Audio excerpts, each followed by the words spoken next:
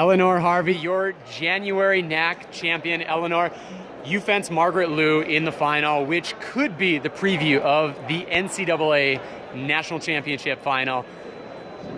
How'd you feel? How did I feel? I felt, I was fencing kind of inconsistently all day. I didn't feel great in pools, and then during my first DE I felt pretty good.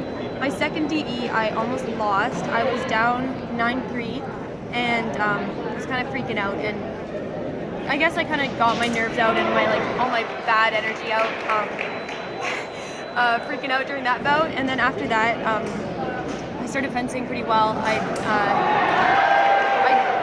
had kind of a plan going into the final because we fenced in Detroit, and that didn't go super well for me. So I just focused on doing like shorter attacks and keeping the distance big enough that she couldn't do her counterattacks and her remises, which she still did do, but I tried to minimize that as much as I could. You're a high-level fencer, NCAA champion, Olympian, very successful internationally.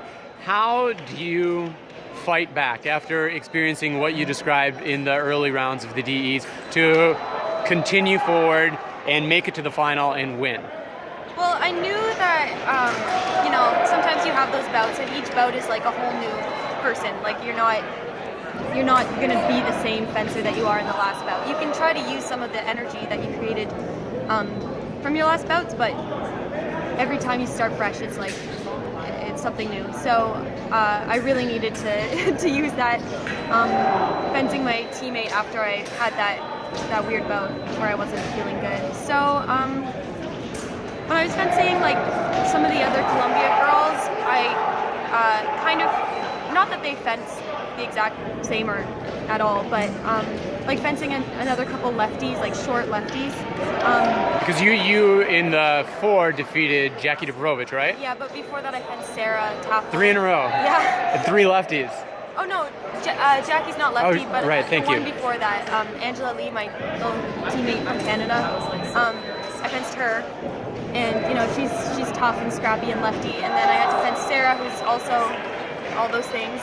And so that was kind of an advantage, I think, for me, because I fenced 2 people that similar stature, body type, not really the same actions, but it wasn't like fencing like a super tall, lanky person and then Margaret is like similar body type. So yeah. And as far as like resetting, but from bout to bout, where you do have an opportunity to have a fresh start, how do you kind of gain your composure within a bout where it's not going how you want it to? Yeah, I feel like that's like the biggest thing that most fencers are trying to work on all the time. And I used to have a lot of trouble with that. Like something would go wrong and like I would just like emotionally leave. Just emotional guy in my head would walk away. But I've had to get better at that because of NCAA stuff. Like those 5-hit bouts have really trained me that as soon as you start like unwinding in your head, that you have to get it back together. And ways to do that help me are just to say again, like 1 point, work for 1. Honestly, I talk to myself out loud while I'm fencing, and like that is something that like distracts my head from thinking too much, so I can actually like hear myself. Like I don't know, I find it really helpful to hear what I need to do. So that's something that I use a lot, just like talk to myself, like pumping myself up and just repeating the same thing and having kind of like a mantra of the day or of the month, of the year. And I have a couple of things that I just like repeat to myself a lot. What were the key words and motivational words that you were saying to yourself on the final strip? It was basically just like next one, work for 1, relax your arm. Those basically, and basically just saying those out loud to myself. Because it was like, back and forth. It was like until 9-9. It was like basically point for point.